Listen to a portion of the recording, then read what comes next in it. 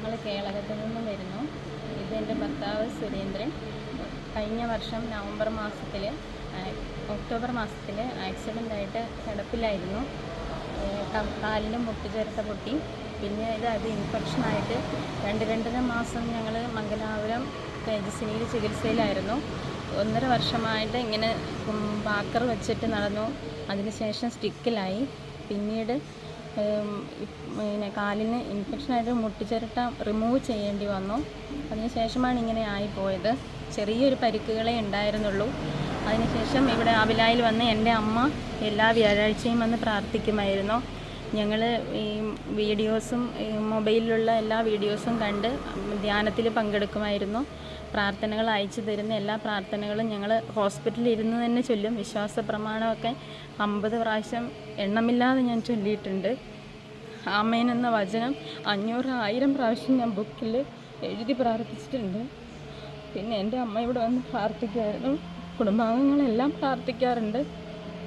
അതിനുശേഷം ഇപ്പം മെഡിസിൻ 2-2.5 മാസം ആൻറ്റിബയോട്ടിക് വല്ലാതെ കയറ്റി. പിന്നെ ഇഞ്ചക്ഷൻ അടിച്ചു. അങ്ങനെ അതിൻ്റെ ഫലമായിട്ട് ഷുഗർ ഹൈ ആയി. അതിനുശേഷം ഈ കണ്ണിൻ്റെ ഞരമ്പുകൾക്ക് പിന്നെ ബാധിച്ച് ഇപ്പോൾ വീണ്ടും കണ്ണിന് കാഴ്ച കുറഞ്ഞു പോയി. അതിനുശേഷം ഞങ്ങൾ ഇന്ന് അച്ഛനെ വിളിച്ച് പറഞ്ഞു, കോയമ്പത്തൂർ ട്രീറ്റ്മെൻറ്റിന് പോവുകയാണ്, അച്ഛൻ പ്രാർത്ഥിക്കണമെന്ന് ഞാൻ മെസ്സേജ് ഇട്ടു. അച്ഛൻ പ്രാർത്ഥിക്കാമെന്ന് പറഞ്ഞു. അത് കഴിഞ്ഞ് ഞങ്ങൾ തിരിച്ചു വന്നു. ഈ വർഷം നവംബർ മാസം 27-ാം തീയതി അതിനു മുമ്പ് ഇഞ്ചക്ഷൻ അടിച്ചു കോയമ്പത്തൂരിൽ നിന്ന്. അതുകൊണ്ട് ഞങ്ങൾക്ക് ചെറിയൊരു കാഴ്ച പയ്യെ മങ്ങിയ രീതിയിൽ കാണാമായിരുന്നു. അകലെ നിന്നും ആരെയും കാണത്തില്ല, സൈൻ ചെയ്യാൻ പറ്റത്തില്ല, വായിക്കാനോ ഒന്നും ആവില്ലായിരുന്നു.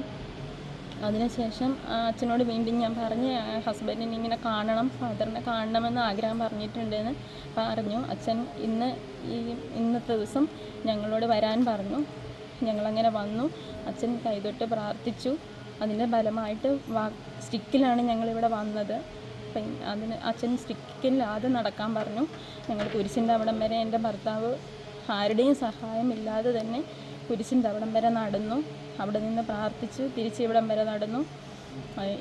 അകലെയുള്ള ഒന്നും കാണാൻ പറ്റില്ലായിരുന്നു. ഒരു അമ്മയുടെ കയ്യിൽ ഒരു കുഞ്ഞിരിക്കുന്നത് കണ്ട് അത് കുഞ്ഞാണെന്ന് തിരിച്ചറിയുകയും ഇപ്പോൾ അത്യാവശ്യം കാണാൻ പരുവത്തിൽ എത്തി. ഒരു 50 ദിവസം ആകുമ്പോഴത്തേനും എല്ലാം ശരിയാകുമെന്ന് അച്ഛൻ പറഞ്ഞു.